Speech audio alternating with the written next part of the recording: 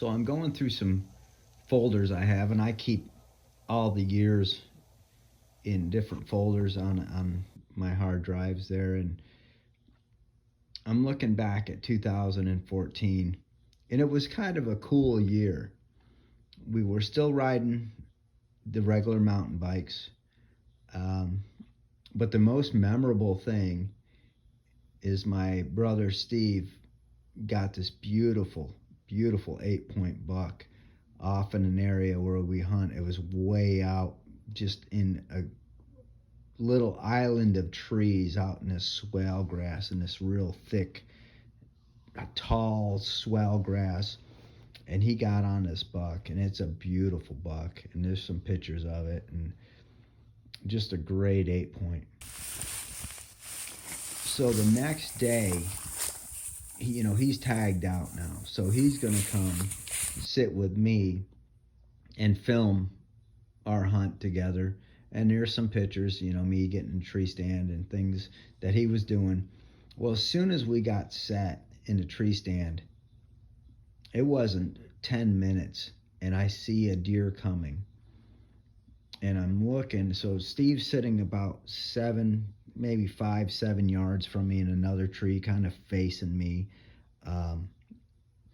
And so to the left, I see this deer coming towards us. And I whisper to Steve, "Hey, I see a deer coming." And as it's coming towards us, I see it's a buck. Now, it's not a great buck by far. And I'm looking at it, and I'm looking at him. Now, you got to remember, I'm on a limited amount of time in New York to hunt. I only have, well, at this point, I was only doing a week up there, and I don't remember what day we were on, but it was getting kind of late in the week. And so I'm looking at this buck, and I look at Steve, and he looks at the buck, and I can remember this like yesterday. He just starts nodding his head, like, yeah, that's your buck. So this thing comes on. He doesn't even get the cameras on. And that's, he's supposed to be filming me, and he's over there jacking with his phone, probably like everybody does nowadays. They get up in the tree stand and get set, and they start looking at their phone and doing other stuff. So we don't even get it on film. So this buck comes by, and I nail it. I mean, it was a great shot, and I don't give myself much props for great shots, but this was a great shot. But as you look at this buck right here,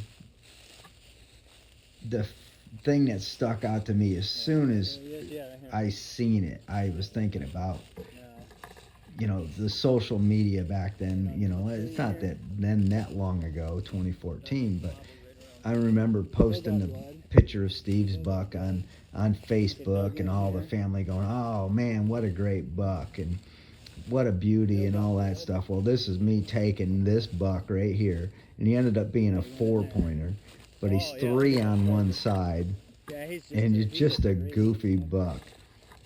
And Steve says, "Oh, we needed to get it out of the breeding pool," and we maybe should have, but why did it have to be me? Why did that have to be my New York buck that year? But it was a great time. So it's not about the rack.